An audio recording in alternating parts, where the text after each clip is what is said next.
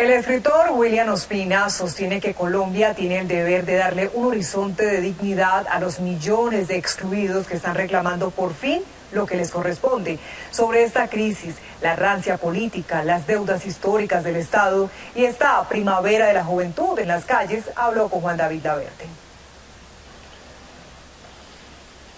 William Ospina, escritor, ensayista, columnista, gracias por estar hoy en Noticias Caracol. ¿Cómo está?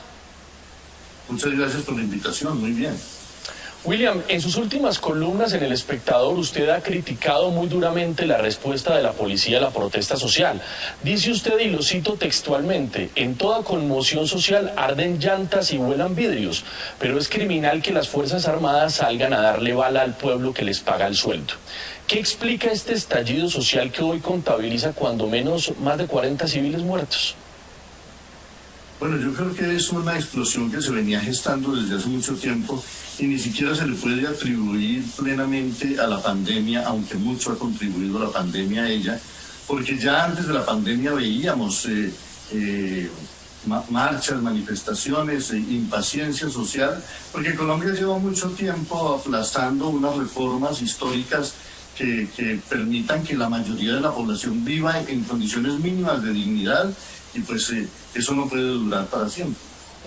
Usted también reivindica a los jóvenes y sus marchas y asegura que su voz es la de un país que por fin está descubriendo su dignidad. Incluso le sugiere que no se conformen con migajas.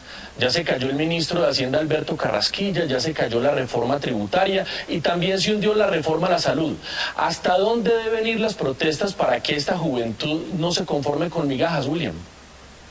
Yo creo que hasta cuando la juventud colombiana, que está llena de talento, llena de energía, llena de esperanza y ahora por fin llena de orgullo también y de confianza en su propio destino, tenga oportunidades que aquí no ha tenido nunca. Cuando la mayoría de la población no puede acceder siquiera a la educación, cuando la gente no tiene que comer en la casa, cuando unos cuantos que vivimos cómodamente vemos con mortificación que los que no tienen nada exigen algo y reclaman algo, pues es muy difícil que se aclimate verdaderamente la convivencia. Yo creo que Colombia está necesitando, y es más Colombia que ellos mismos, ofrecerle a sus jóvenes un horizonte de dignidad, ingreso social, la posibilidad de trabajar, de hacer liderazgo social, liderazgo cultural, la posibilidad de estudiar, y yo incluso digo que debería pagárseles por aprender. En su más reciente libro de ensayos recoge usted algunas de sus reflexiones de los últimos 30 años. En una de ellas dice usted textualmente que en Colombia siempre se ha gobernado por acción o por omisión contra la gente y que por eso mismo este país es un país eternamente postergado. ¿Cuándo podremos dejar de serlo, William? ¿Cómo salir de la encrucijada de un proyecto de nación eternamente aplazado? Yo creo que hemos cometido el error de esperar que sean los gobiernos los que vengan a hacernos el favor, como si los gobiernos no fueran pagados por la sociedad para que resuelvan los problemas o por lo menos para que los oriente. El despertar de la ciudadanía es fundamental. Yo no conozco una sola democracia que funcione si el pueblo no sale a las calles cada vez que necesita algo, porque los gobiernos son muy autocomplacientes y están rodeados de aduladores que les dicen que todo está bien y no son capaces de ir a conversar con la gente y de ir a ver cómo está viviendo la gente realmente. La grandeza de una democracia se mide no por cómo viven los que están mejor, sino por cómo viven los que están peor. Para muchos lo ocurrido en Cali con la minga indígena desnudó el rastro más acentuado del racismo en Colombia, William. Incluso una médica escribió en un chat privado que ojalá volvieran las autodefensas y mataran 1000 indios. Y añadió, así poquitos nada más para que entiendan. ¿Qué le dice a usted de los odios larvados en este país que emergen en un comentario como ese? Bueno, son la evidencia del país que fuimos, pero creo que ya no serán la evidencia del país que seremos, porque los racismos y los clasismos solo desaparecen cuando las minorías toman conciencia de su propia dignidad y cuando las grandes mayorías descubren su papel en la historia. Entonces esos seres que odian, esos seres que discriminan, esos que se sienten mejores que el resto de los seres humanos y sin embargo después van a misa, ¿no? Pues van a ser arrasados por una historia que es la democracia. Es que llevamos hablando de democracia siglos para que todavía haya gente que piense que cuando la gente dice tengo hambre hay que salir a matarlo. William, en ese sentido, ¿cómo hacer para desescalar estas rabias anidadas que protagonizan muchos de los hechos de violencia que hoy lamentamos? ¿Cómo hacemos para encauzar ese grito atragantado de millones de personas desoídas por el Estado sin que sigamos contando muertos de lado y lado?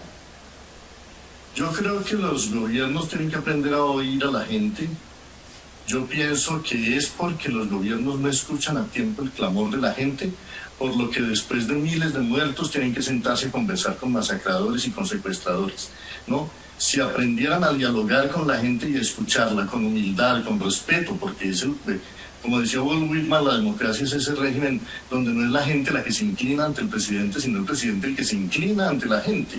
Aquí eso no lo saben porque siguen creyendo que estamos en una autocracia donde hay que besarles los pies para que se dignen escucharnos. Y este pueblo ya no va a seguir actuando así. Este pueblo va a exigir lo que se le debe, y si los gobiernos no acceden a escucharlo y a tratar de encontrar las soluciones, pues el pueblo encontrará la solución.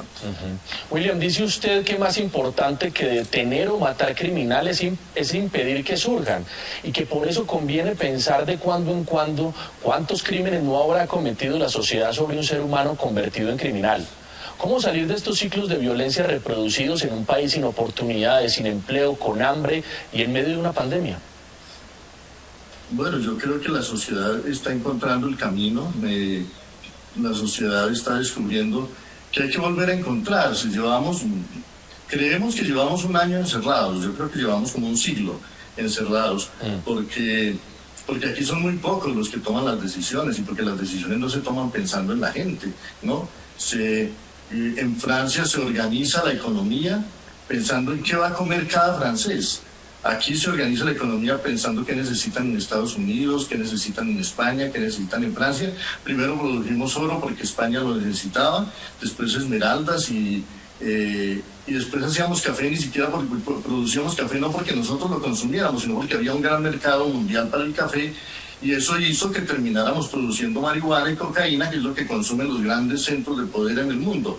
Pero ¿cómo orientar la economía con base en las necesidades de nuestra gente y aprovechando el territorio extraordinario que tenemos? No es posible que haya una tierra tan fértil aquí y la tengamos cercada de alambre de púas para unas cuantas vacas. Yo creo que aquí hay que pensar en la gente y sin crear confrontaciones de ninguna clase.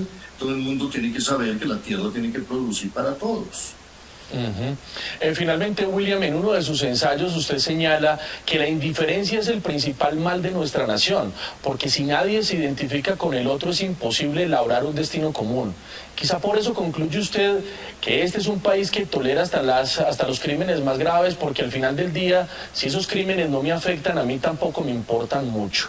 ¿Esa narrativa está cambiando con los jóvenes de hoy y el apoyo mayoritario de la ciudadanía a la protesta?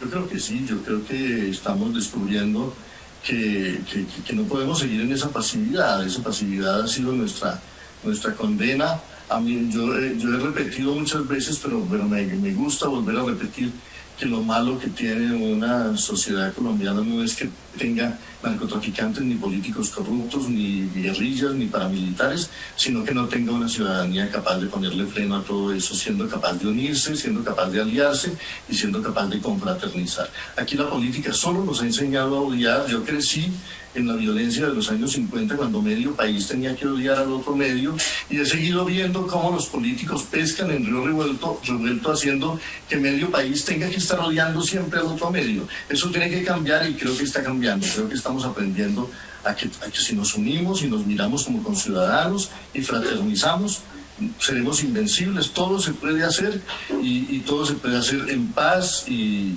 con inteligencia y con disciplina, con talento, y sobre todo con una ola profunda de afecto, que es lo que yo siento que están haciendo muy hermosamente en Colombia.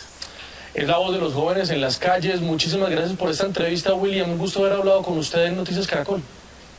Muchísimas gracias a ustedes.